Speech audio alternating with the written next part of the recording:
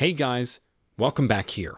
I'm Jeremy, so in this video, I will discuss a movie with the title Oxygen. This movie is a 101-minute sci-fi drama, directed by Alexander and the screenplay written by Christy LeBlanche. This movie, released in 2021, tells the story of a woman who wakes up in an airtight cryogenic unit, with no memory of how she got there and is in a dangerous situation. When the oxygen was running out, the woman was about to try to get out of a place that was like a nightmare in her life. Well, before I continue this, I want to remind you again that this video contains spoilers from the movie Oxygen. So for those of you who haven't watched the movie, I highly recommend that you watch it in its entirety first.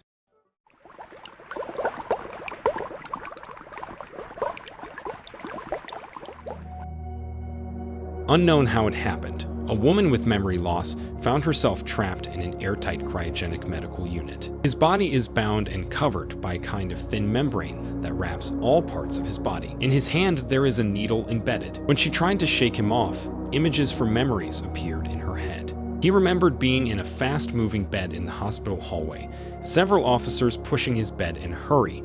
That was the only memory he could remember until now. And he awakens in a cryogenic capsule that confines him.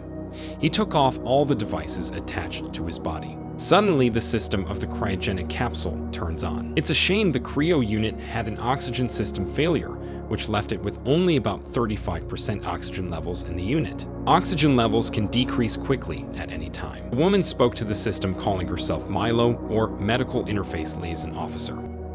The woman asked to be removed from the narrow and stuffy tube, but Milo's system refused. He only reported the progress of the woman's condition and the breakdown of the cryo system. The woman was sure that she was still in the hospital because that was the last memory that appeared in her head. He tried to ask for help to get out of the capsule, because after all, he was very afraid to be in the capsule, afraid to die from lack of oxygen. The woman was restless. She moved to find the emergency button or whatever it was to help herself, but that only made the air inside the capsule hotter and stuffier.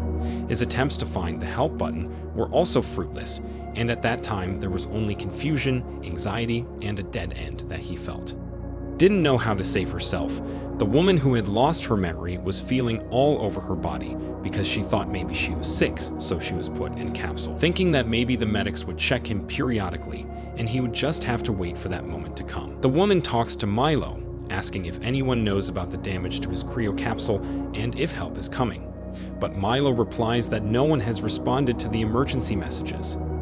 Knowing that fact made him even more panicked. And in the midst of his panic, other memories popped up like rats in a laboratory, trees, wind, the figure of a girl, her house, and her family. The memory calmed him down. But he is also confused because he still can't remember his identity.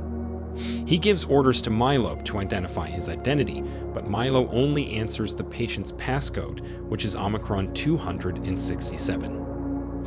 Milo calls it a bioform.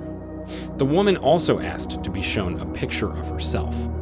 When she saw her own face and body, the woman remembered that she was married and had a husband and daughter, but the question of her identity had not been answered. Milo still calls it Omicron 267 without any other name. The woman keeps trying to remember her life and identity, but she still can't calm down with the decreasing oxygen level. Other attempts the woman made by accessing Milo's system, she asked what illness she was suffering from.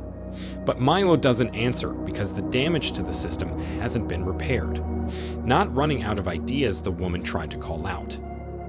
At first, he wanted to contact the service head office, but because access was not yet available, so he called the police. The call was connected and answered, and he even explained his condition being locked up in a cryogenic capsule. The police are trying to trace his whereabouts, but they are having trouble finding the transmitter point of the capsule.